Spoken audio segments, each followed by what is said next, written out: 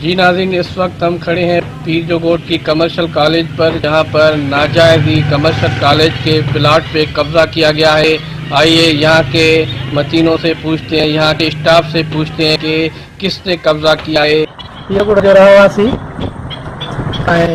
असांजो हिकिड़ो आला इदारनि खां घुराए त ख़ुदारा हिते जेके पीर जोगोट में तालीमी इदारा आहिनि उन्हनि ते कब्ज़ा माफ़िया कब्ज़ो कयो आहे ऐं ही कमर्शियल कॉलेज 1992-90 में तामीर थियो ऐं उन ते हिन वक़्तु कब्ज़ो जेको कयो आहे सो हाजी शाहनवाज़ मेमण ऐं धनूमल चीफ इंजीनियर रिटायर्ड ऐं उनजो पुटु जेको हिन वक़्तु गोदाम ठाराइनि था ऐं हे तक़रीबन 30-35 सालनि खां इहे तालीमी इदारो थियो हुयो।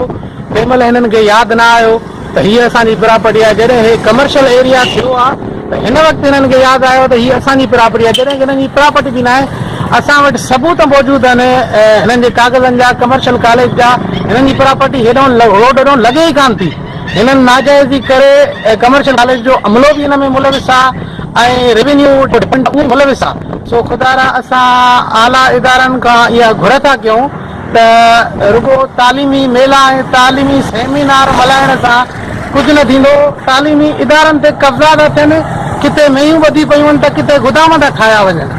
सो इन ते एक्शन वरितो वञे। हर इदारे ॾे असां कंप्लेन कई आहे, वज़ीर आज़म ॾे, चीफ जस्टिस ॾे, आर्मी चीफ ॾे, जिते किथे तालीम वारे वज़ीर ॾे कई आहे, तालीम वारे सेक्रेटरी ॾे कई आहे, जिते किथे असां एप्लीकेशन कई आहे। हिनजी को दादरसी नथी थिए।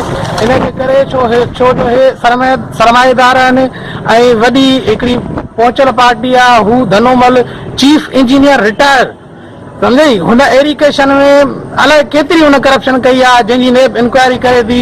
हाणे हिन वक़्तु उहो लैंड ग्रेबिंग ते लही आयो आहे। हिन वक़्तु तालीमी इदारनि ते कब्ज़ो आहे, के आम ख़ाली प्लाट ते कब्ज़ो न आहे।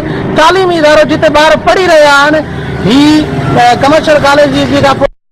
यहाँ के लोगों का कहना है कि चीफ जस्टिस साहब और मुराद अली शाह साहब और तालीम मिनिस्टर सबको अपील करते हैं कि यहाँ खुदाया कब्ज़ा ख़त्म किया जाए और तालीम बचाई जाए। कैमरामैन रफ़ीक अमन के साथ सईद अमन, लाखो, राज टीवी, पीर जोगोट।